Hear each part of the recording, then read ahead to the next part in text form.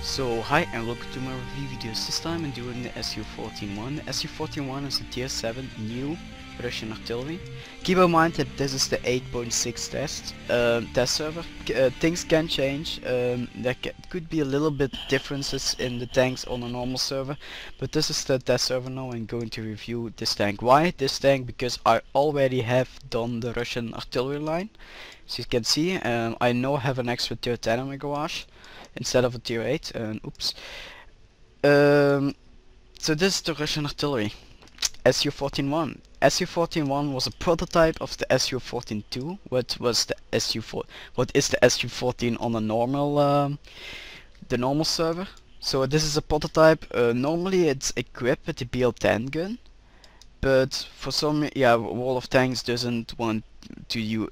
World of Tanks isn't that historical accurate, so they gave you the 203. What everyone knows of the S-51 and the SU-14 and Object 1-2. That gun is this gun was amazing till they nerfed it.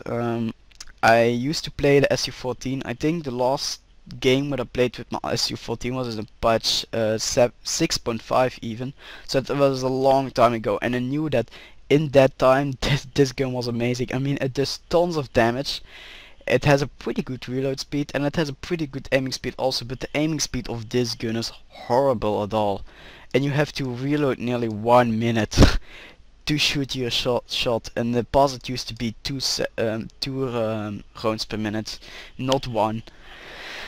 But if you hit up the tank, you will do full damage. You will do nearly 700 to 800 damage, and if you miss, it doesn't matter, you still do 400 splash damage. Even though they nerfed it and 2 patches ago, I think, the splash damage on the Russians is still OP as shit. So this gun is amazing, and this is the first time. And also you have a choice this between 3 different guns. You have the 152, which is just the same as the SU-8. You have the 152 stock gun of the SU-14-2. The SU-14-2 is the SU-14 like we know it. This gun has a little bit better rate of fire. Oops, wrong gun. So let's compare these two. Some people use the 152 because it reloads faster, it aims faster and all that. As you can see, accuracy at 100 meter, no accuracy at all. Although I have to say that I didn't really miss a lot. I mean, my accuracy was horrible and I had like 80% chance to miss a target, and I hit them for some reason. And the aiming speed, 8 seconds. Oh my god, this is terrible. This is just terrible. 7 aiming time and 1.76 accuracy, so this is a little bit better. Plus, what is the best thing about the 152 is the rate of fire. The rate of fire is 2.3 rounds per minute, so that is better, much better than the other one, because you will only shoot 1 round per minute. Well, every 50 seconds. That's like reloading a French AMX 5100. That's just horrible. But I have a pretty good gameplay with it, and I think it's very difficult to play this tank. Why? Because of the gunarc. The gunarc is small, but seriously small. If the target moves like 5 meters, your aim will spring. Your aiming circles will pop immediately open, and you have to aim 9 seconds again. Or 8 seconds, yes, 8 seconds. So, but what I do have to say is that the SU-14, if you compare to the SU-14-2, that well, this thing is pretty fast. It has a good reverse speed for an artillery. I mean, I've played the M12. I'm now on the M12 on a normal server, and I do have to say that this is, if you compare it with the SU-14-2, the M12 is just horrible. Of traverse speed. As you can see, the speed limit is pretty good also. I mean, the SU-14 only went like 14 to 16 kilometers an hour. This is much better. And I think the Russians are getting a little bit underpowered, because you will keep the same gun 2 tiers higher and there is nearly no difference at all. Like you see, you have a little bit better rate of fire, but that's it. And but you need a 100% crew to feel the difference. So, and also what I want to show you quick is the new Russian camouflages. The new Russian camouflages are added this patch. Like you see these little dog thingies. So that's pretty cool camouflage, I have to say. The one what I like the most is this camouflage. This camouflage is cool, man. So consumables, what do you want to use on consumables? Well, minus 10% of load time, you need this. Seriously, you need this, because you don't want to reload 50 seconds. I prefer to reload 45 seconds, so at least I can shoot a little bit. Enhanced gun length device, you have plus 10% to aiming speed. You need this one also. You need this. Don't even try to, well, I don't know the exact word, but don't even try to fit another modules. These two, you need this. And of course camouflage net. I always have camouflage net on artillery, although because of the little gun arc you will move a lot, and I think the camouflage net is not really that useful. I think you're better off with coated optics or binocular telescope. Although this tank is open, it still doesn't have a good view range, what surprised me actually. So shell setup, what you want to use for shell setup is loss of HE, because this tank can do some splash damage. Even though they nerfed it, this tank does splash damage. If you miss something, you will still do 400 damage per shot. Armor piercing, always load 1 armor piercing in case of emergencies, like if someone is driving towards me and he wants to kill me, I shoot 1 shot and I will do about 1500 damage per shot, so I will nearly one-shot him with AP shells. And high explosive, this is because of Desert, but I only recommend like 3 high explosives. Premium rounds, because they will do more splash damage, they will even do more. So if you miss, you do the same damage as if you hit. And remove speed governor. Manual fire extinguisher is nearly useless for artillery. So what you need here is, well, extend a view range of course, so you spot them earlier than they do, because if someone is driving towards you, don't even try to run away with this tank, because this tank is not fast at all. So try to take 1 shot and try to finish him off, but do something useful for the team. Don't even try to run away, I mean. Extended signal range, extended view range, and extended signal range, these two you need. Maybe Call for Vengeance, I'm not sure, it's your choice. Sixth Sense, of course, you need this one also. This is like the first thing you want to research, Sixth Sense. You need this, seriously, you need this, Sixth Sense. Repairs, not really. Camouflage you need, of course, camouflage is the first thing. And Borders and Arms, so you, well, decrease your reload and your aiming time a bit. And go a little bit faster. I think Borders and Arms is a good thing to have also. Snapshot, of course, is a good thing. Even though you have no turret, it will work the same with your gun arc. So snapshot, you need this for artillery. Deadeye, I think mostly going to shoot HE shells, so I don't recommend it to you unless you're shooting AP. Deadeye is a good thing to have. Doesn't hit the target, not really armor. If your gun is damaged, you're fucked. And camouflage, of course, and Borders and Arms. The gunner, what you need on the gunner is, oops, it's just the same. Oh, there are 2 gunners on this tank, I didn't knew that. No idea why they need 2 gunners. Clutch braking increases vehicle rotation speed. Yes, of course, this is one thing you want to have for artillery. Controlled impact is a good thing, because this tank is heavy. It's 52 tons. This is one of the heaviest artilleries in the game. And if there is a scout tank who is derping around and YOLOing into you, I think you will do more damage to him, and you want to finish him off immediately, because if he tries to flank you and he got you from the sides, you're fucked. So you want to do full damage if he rams into you. Off-road diving, not really, only clutch braking.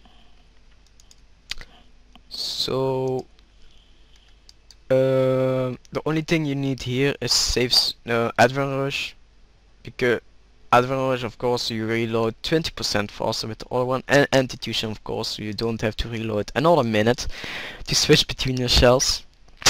So that's it, and I'm going to do a little break. Okay, so a few things I want to say before I start the gameplay is that this tank is massive. This tank is seriously, this tank is big. This is just a SU-14 without the cupola. This gun is just sticking out, and this gun is such an easy target for scout tanks. Don't even let the scout tanks come close to you. Forget camping into bushes, because you will be spotted easily with this tank. The best thing what you can do is train some camouflage skills, but I think even the camouflage skills won't help you at all dealing with this tank. I don't like this tank at all because of the little gun arc and the long reload and aiming time, but if you hit something, it's unbelievable funny. So that's it, and I'll see you in the gameplay with 1000 XP I think I got. Yes, 1000 XP. And I hit it actually something with it, so see ya. Okay, so welcome back. This is the SU-14-1 in battle. And well, I think I only said bad things about this gun, but normally historical this gun has to have a range of 20 kilometers, but in game it's only like just not the edge of the map. If you have a big map, like I don't know exactly what map is. If you have a big map, you will not cross the map easily with this gun. Why? Because it's just so short. I mean, it's big in diameter, but it's so small in length. So what I'm doing here is I'm trying to, well, I knew that they were coming from here, but now that I'm looking at the historical, it doesn't surprise me why they have to reload 1 minute, because these shells weigh around 43.5 kilograms, and the SU-14 is built on a T-35 chassis, so this is some seriously big shells. It has a splash radius historical of 30 meters, and in game it's like 5, but it doesn't. Well, I know why, because you don't want it to make too much OP. I'm trying to take on a shot, and I'm moving very slowly with my recycle because I don't want to let it spring open. And there's a little bit of nothing really to do here. There is the first target. So I'm going to take a shot here, and first I wanted to pick up the Hellcat, and what you see here on the left bottom of the screen is the gunarc. This is nothing at all. Nothing at all. Like you see, I only move like 10 meters and bloops, my gun aiming recycle jumped open. So I have a super pushing here, and watch this, he is on 48%. 48%, okay, keep that in mind. Pooh! This is just amazing. I mean, it's 750 damage, that is... And it's spaced armor. Spaced armor is really good against high explosives. So this shell just completely ripped through his space armor. And I was looking towards this, there was a Lorraine, and I know that the Lorraine has no armor at all, and this HE shells have a penetration of 120 millimeters. So I will easily rip through a Lorraine and will nearly one-shot him. But unfortunately my aiming speed was doing stupid things. And like you see, I only moved like 1 meter and my aiming recycles just jumped open. And if you aim another 8 seconds. The ARL was dead, so it doesn't matter to take a shot on him. There was some, I think I got a shot on the I-6, I'm not sure. So I hope this aiming speed is, whoa, oh my, this is horrible. So taking a shot. That was close. Missed him, but I still did 500 damage to him. Because of these 203mm shells, this is just bullshit. So I think I finished them off here, I'm not sure. It's a pretty long time ago since I played this battle. And one thing also, normally I, for the guys who are subscribed to me, normally I do every tank in the patch, but I don't do it because I have exams and I have to study, and I saw that this patch was coming out and I only played like 3 battles in this tank, just to spare some time to study, so I'm sorry for not doing more. I will do the other premium vehicle of the British, by the way. I will do that one. So I saw that the Tier 2 was tracked and I shot him and BAM! 682 damage, and the Tier 2 has pretty good side armor. If he was parked a little bit to the right, I could have one-shot him because I penetrated his armor. So I'm waiting for my big reload time of 1 minute. Of 45 seconds, sorry. 45 seconds. And I saw that the IS-3 was giving my ass towards my gun, and this is just, I think he wanted me to shoot him. Couldn't resist it. I mean, the IS-3 has no armor at all.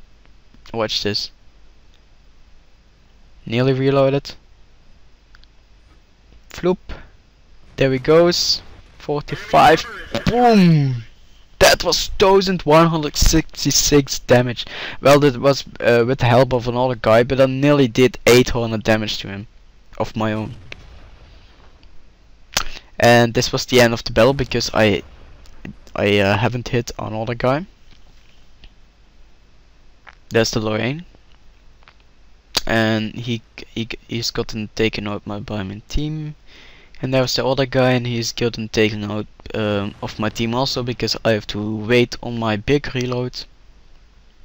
I mean, the reason why I don't play French artillery is because once if I have the Bacha 155, I know that the reload time is really high. But if you have 1 minute on this gun already, I think the 155 Bacha is a pretty good tank to have. I didn't knew this reload time was so big. And this is a little effect what they have added also in. If you are not on in sniping mode, your screen will hop a little bit to the left and to the right. Pretty cool thing. It's a little thing, but it's very cool actually. So this is the end of the battle. 1050 experience. It's not bad. It's not good. And it's average. So we'll see ya. Okay, so to end this video, this tank is pretty good overall. If you're someone who likes big damage, go for the Russians. But keep in mind that once if you have a tier 10, you will not do any damage at all because the object 261 is very accurate, but it doesn't do lots of damage. But if you're not planning to go for tier 10, why not go with the SU-14-1? Because if you hit a shell with this gun, you will do 800 damage. This is just ridiculous. But you have to take the side effects also because of the little gun arc, the very high aiming speed and the reload time. I think I only said bad things about this tank. Also the very large size of this tank is just ridiculous. Like see, there are 2 cranes for the 2 loaders because they need these cranes to load their 46.5 kilogram shells. But that's it. Big damage and slow aiming time and reload speed.